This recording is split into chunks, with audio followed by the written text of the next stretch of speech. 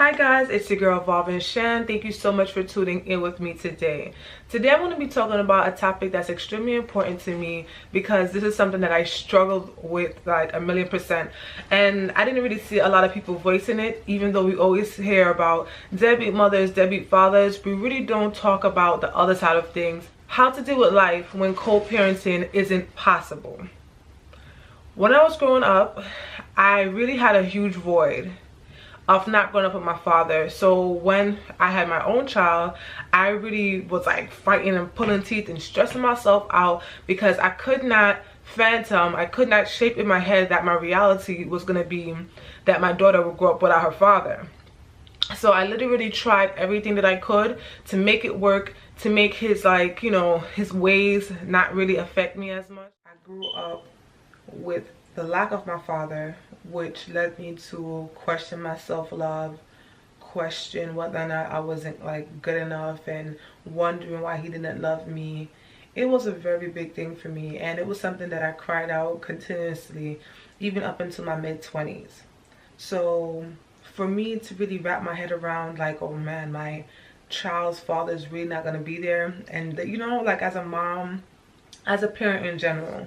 And in this video I might just say as a mom because I'm speaking from my point of view. But please, if I have any fathers watching, please understand that I 1,000,000% comprehend that sometimes there's even mothers who don't want to play that vital part as a mother in their children's life.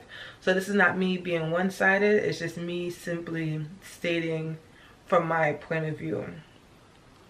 So as a mother, it was very hard for me to deal with the reality of, wow, I grew up without a father, and I know how low it made me feel. I know how many tears I shed due to me not having my father, how many unanswered questions I had in my head due to me not having my father, how many unhealthy relationships that I partook in due to me wanting to fill that void of not having my father.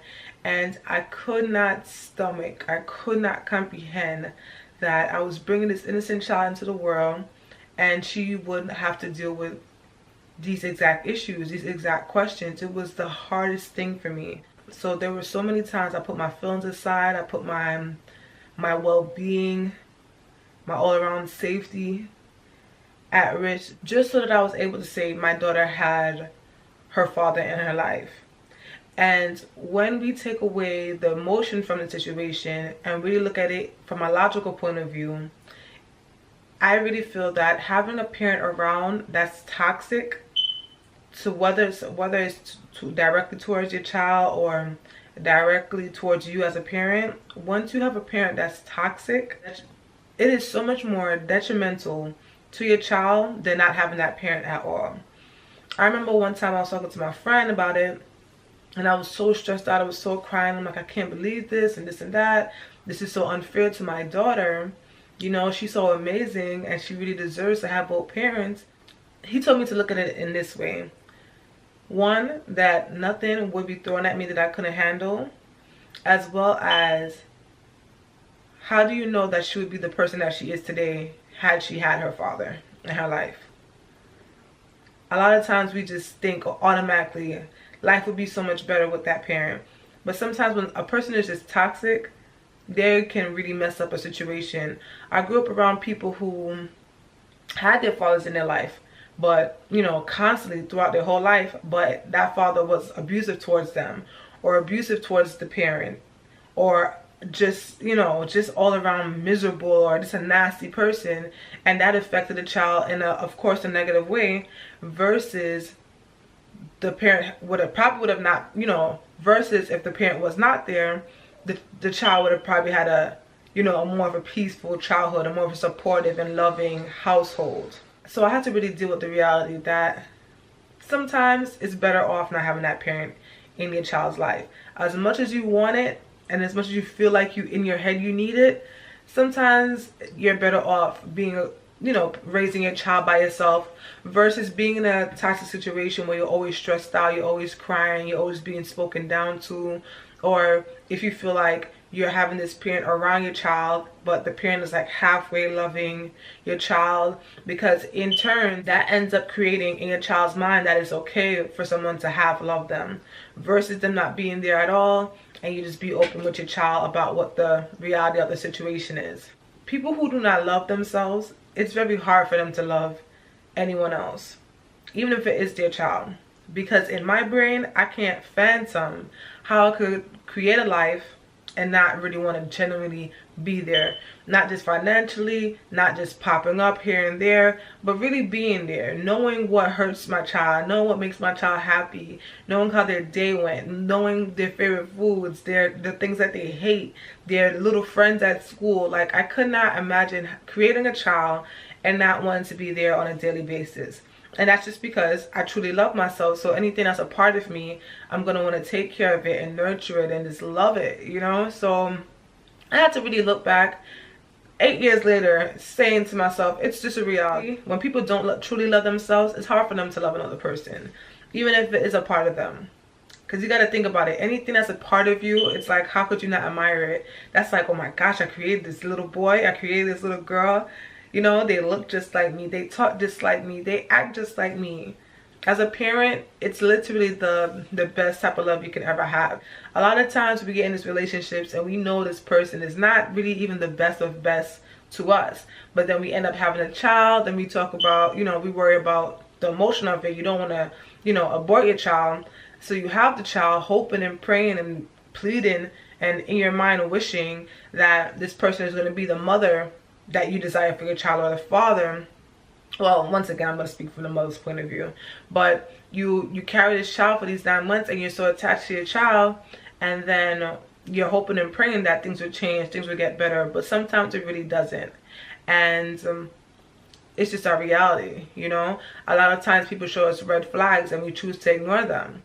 With the other parent not wanting to co-parent, understand that sometimes it's for the better. You don't want to force anyone to be a part of your child's life, because then you become like a bother, you know, and they feel like they're doing you a favor versus them just being a parent. So now we're going to talk about the resolution, the most important part.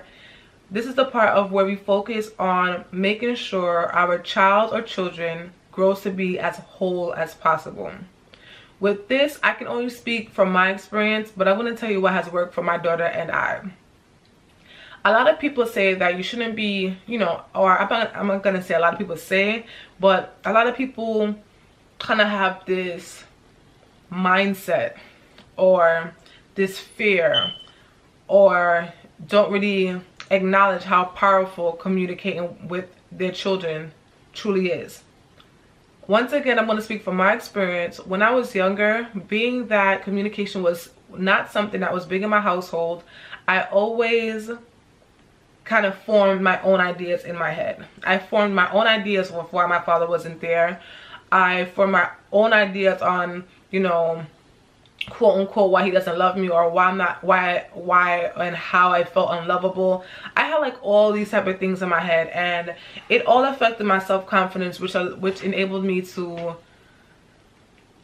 accept things that I really didn't deserve, you know. And I lacked extremely in self-love, all because I didn't have my father, and I was just left to form whatever beliefs that I had in my head. Like, there's really no real explanation, because I'm older now, but just looking back, I can say that I formed a million things in my head, and all a million reasons, all a million issues just led me to feeling less than what I really was and who I really am today. And growing up and having that experience, it really made me be the parent that I am today. I'm very big on communicating with my daughter and my future children. We're going to talk about every single thing in life, because I feel like when you don't have these open and honest conversations with your children, it just gives them the freedom, or gives them this space of confusion. That's the best way to say it. When you don't have open conversations with your children, it gives them a space to be confused. It gives them a space to just form whatever ideas, whatever concept of love, whatever concept they have of self-love in their heads with no clarification. So with my daughter, we talk about absolutely everything. She's 8 right now. But even when she was younger, we used to still, you know, have an open conversation, but more age appropriate things.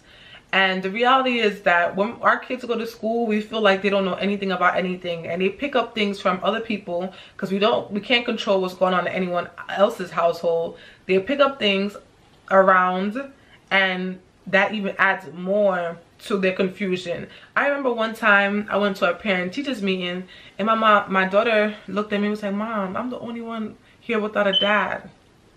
And I was just like, ugh. You know. But being that we have open conversations about everything, I just spoke to her about it. I spoke to her about the, you know, the reality of it, and made her understand that it's not her fault. You know, when people don't love themselves, it's hard for them to love anybody else. Don't matter how amazing she is, her father not, you know, being able to be the father that she needs has nothing to do with her.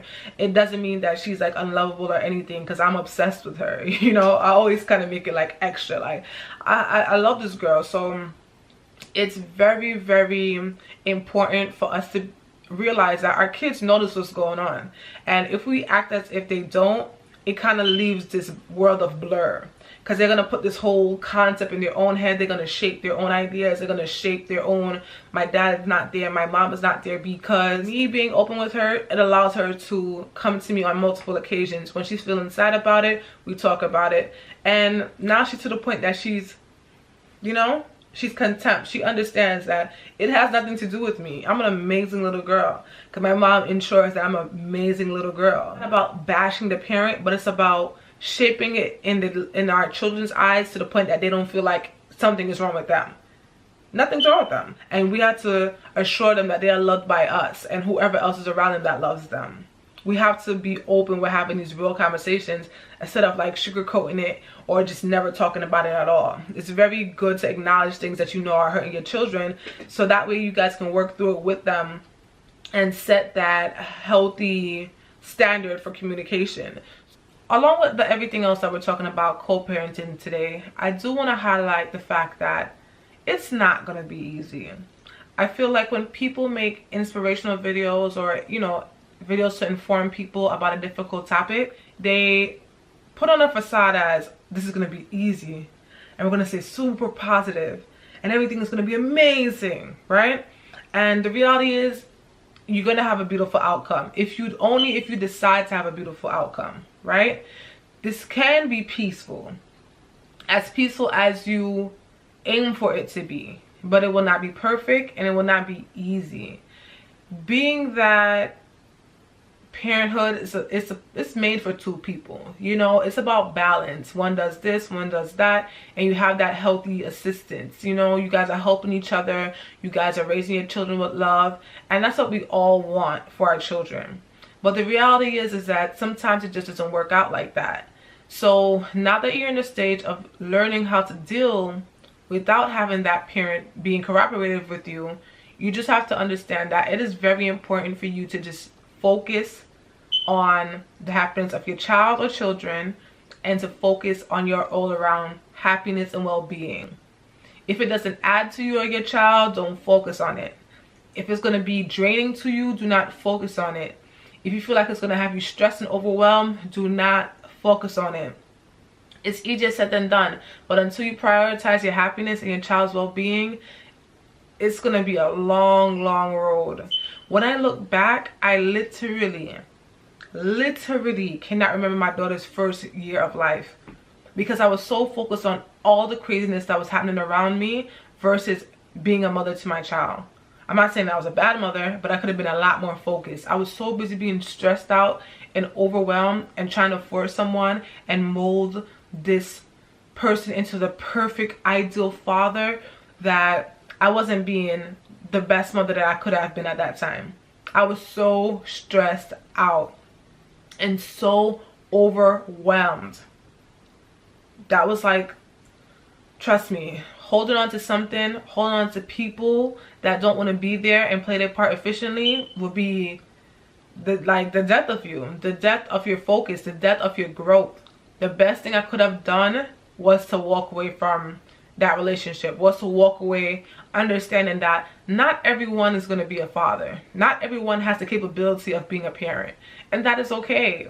You know, it's the sad reality, but it's okay. You're in a happier, more positive mindset, you end up attracting beautiful people, you know. And whether or not that's going to be a friend that you guys end up helping each other with the children, or whether or not that's going to be a partner that comes in and be that stepfather that you need for your child or children, be that stepmother that you need to your children, who knows, right? But the time that you're pouring all this energy into a parent that doesn't want to be a parent, it takes away from your children, it takes away from your growth, from your happiness, from your healing, right? And from you attaching to healthy friendships or a healthy intimate relationship where that person does want to play a part in your child's life, whether or not the friend is going to help you babysit and you guys trade kids, or whatever that turns into, or for you to just attract this amazing partner that comes into your life and makes you forget that you were once struggling and crying over the fact that this parent doesn't want to play their part. Know that you are more powerful than you think, and once you get through it, it's just like, what was I worrying about? Literally, it's like, what was I worrying about? What was I so concerned about? 8 years down the line, my daughter, we got the tightest bond ever. We talk about absolutely everything, and I have been blessed with an amazing partner that's helping me raise her, and she's extremely happy. So a lot of times we focus on things that we don't necessarily have control over, not knowing that there's a bigger and better plan for us. You're beautiful, you are strong, you are capable, you're an amazing parent. Your child or your children are blessed to have you. Beautiful things will come your way. All right, affirm all these things. Beautiful things are on their way. You are surrounded by love. Your children are surrounded by love. All right, so please, anything that I said in this video that really touched your heart, please leave a comment below. As I said, this video meant a lot to me, so I'm very happy that I'm finally able to put it out there. I hope that someone that needs to hear this message gets to hear it. I hope it makes something like click in their heads and just say, you know what, I'm done. My children and I deserve better. I'm on a new path of positivity. I can no longer focus on this relationship that's not serving me or my children. I hope this inspires someone to go and be open with their children and to talk to their children. All right, thank you so much. I love you guys. Thank you so much for tuning in. It's your girl Evolving Shan, and anything that really touched your heart, please leave it in the comments. If you know anyone who's going through co-parenting issues, please share this with them, and I will see you next time. Bye bye.